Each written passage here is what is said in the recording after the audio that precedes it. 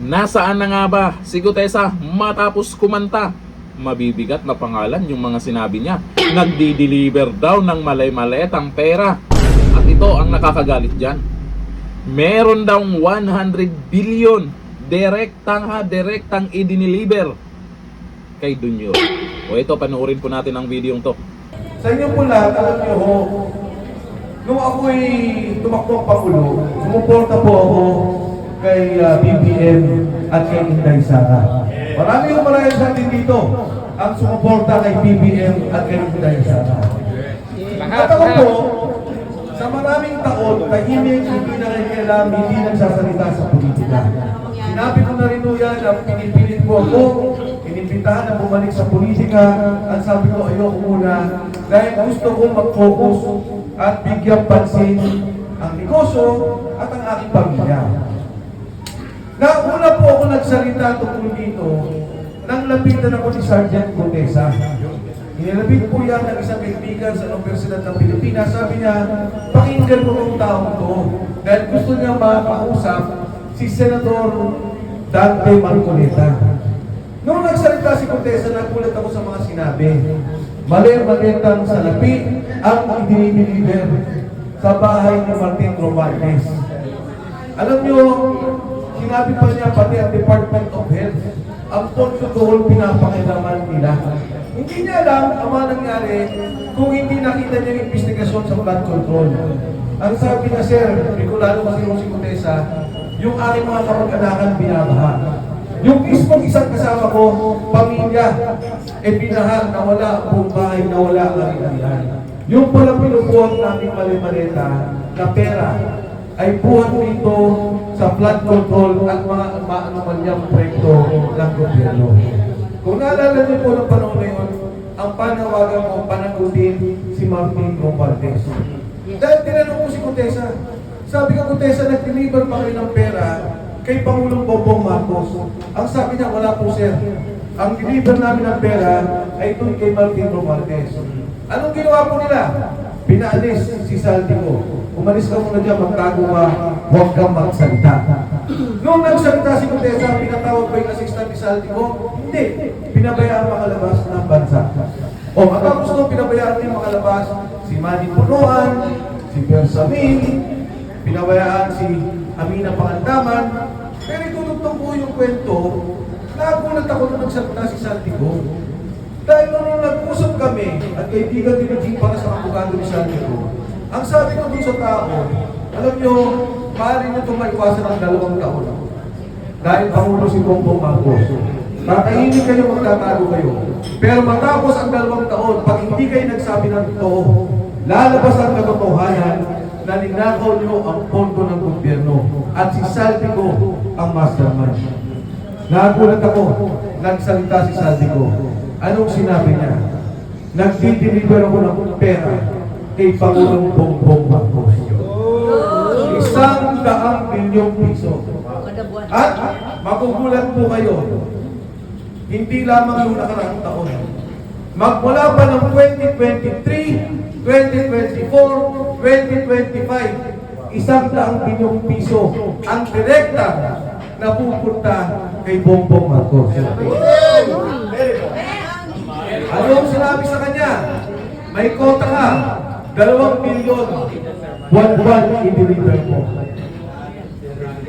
Ano ang nangyari sa mga proyekto natin? Nakita nyo, nandito tayo sa Ortigas. Nandiyan ang subway. Yan po, proyekto ng JICA. Dapat dyan, may pondo tayong ilalaan para dyan at magbibigay ang Japanese government. Tapos dapat dyan, ng 2028. Sinimulan niya ng panahon ni Pinoy, ipinlan siya ng panahon ng Pangulong Duterte. Nabuo po ang programa. Lalagyan lang nila ng pondo. Anong ginawa nila? Kinuha ang pondo ng subway, nilagay sa flood control. Noong nakaraang taon, PhilHealth, ang pondo 89 billion. Hindi yung pera ng gobyerno yan. Pera mo natin yan, contribution. Ang ginawa ng Pangulong Duterte, ang sabi niya, kahit na ikaw ay senior citizen na wala ng pera, o kahit na ikaw mahirap, tutulungan ka ng gobyerno maglalagay ng pera. Pero kayo mga empleyado, buwan-buwan, binabawasan ng pera natin para maglagay tayo sa PhilHealth. Kaya pera po namin yan. Anong ginawa? Kinuha ang pondo ng PhilHealth, inilagay sa pondo ng gobyerno, inilagay doon sa unallocated funds. Saan nilagay? Flood control project na doon. Yung PDIC ho, pera din natin yung ibinabayad sa mga bangko. Bakit? Pagka po ang bangko nagsara, meron tayong nilagay na deposito, meron tayong insurance na pera dito. 107 billion. Hindi ho nila pera yan, hindi pera ng gobyerno. Kinuha ang pondo yan, saan nilagay? Sa flood control. Kayo, si Jun Esperon. Na ano? Si Jun Esperon, pinakilala to. Nina, Secretary of Defense, National Security Advisor. Ano pa? Chief of Staff. Chief of Staff, Armed Forces of the Philippines. Pareho tayong Chief of Staff. Chief of Staff. Hindi, ikaw sa Amerika, mas mabigat ka. Sabi ko, Jun Esperon, ano? Nagkamali ka. Sabi niya, bakit? Ang tagal mo sa kabinete. Umigit ko mula 12 taon. Kung nag-district engineer ka pala, bilyon na ito po, ang nangyayari sa kaya natin. Yung proyekto na Saboy, wala na.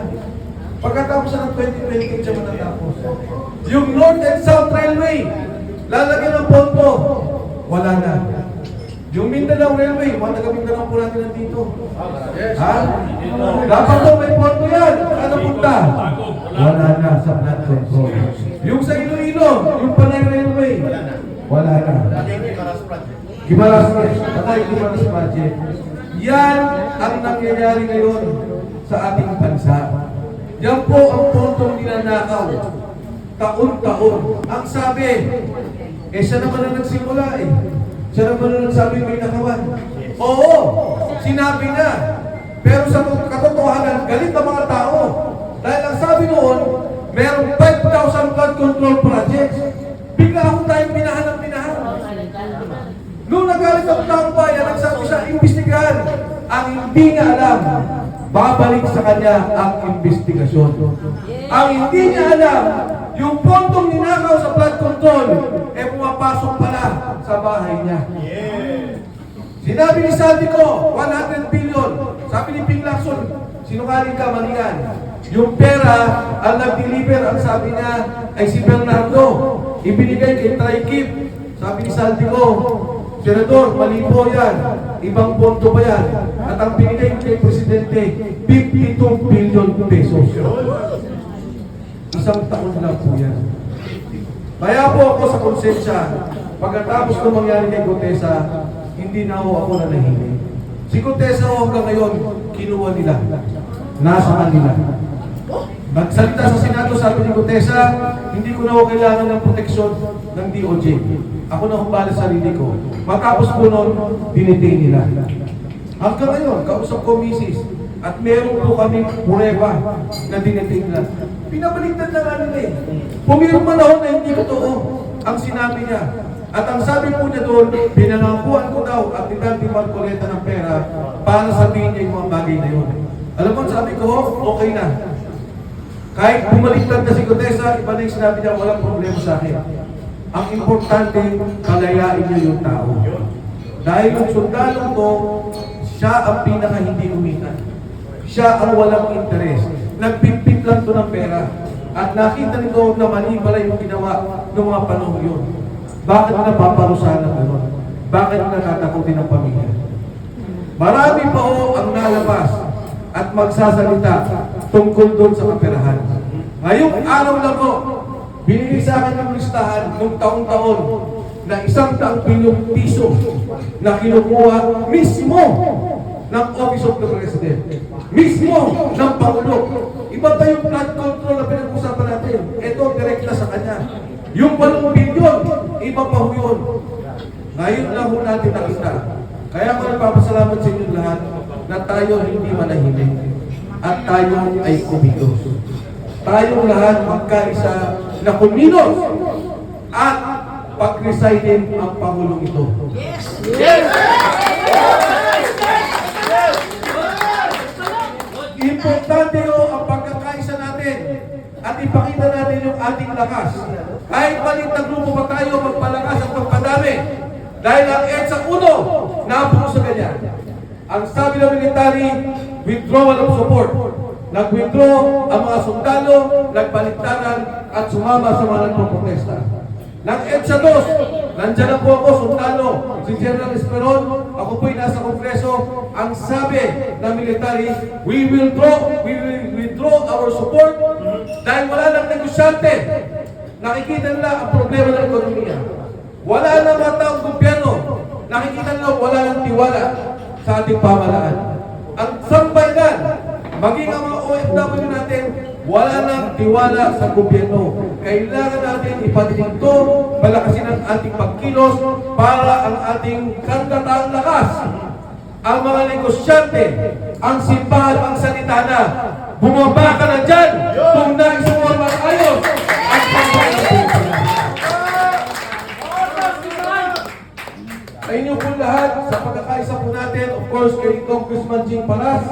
At si Congressman Jing, ayan po, ang ating pong tagapangulo. May gagawin po yan, si Congressman Jing. Samahan po natin. Baka ho, makulong tayo, pero huwag tayong matakot. I-surveillance tayo, huwag tayong matakot. Dahil pag hindi gagawin ni Kong Jing ang gagawin niya, kasama si Jun Esperon, kawawa ang kinabukasan ng ating mga kabataan.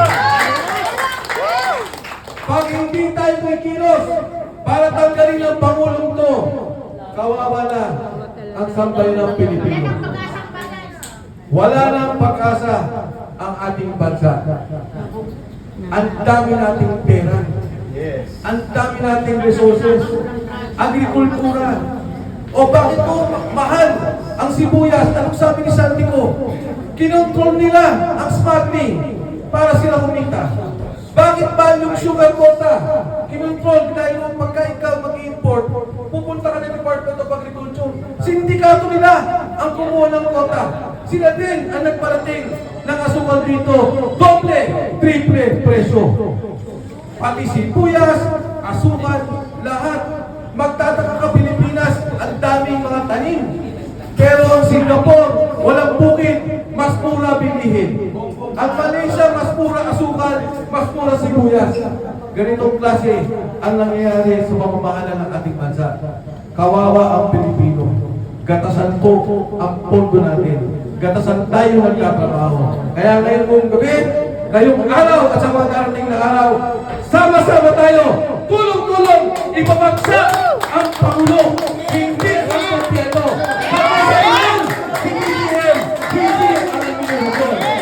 Magkasayan, ang patay, ang bansang Pilipinas. O ano? Impeach BP Sara pa rin ba? Naku, nakakagalit talaga. Anong masasabi niyo po dito? 'Di ba? Bilyon-bilyon lang naman. Hanggang dito na lang. Thank you. Bye-bye.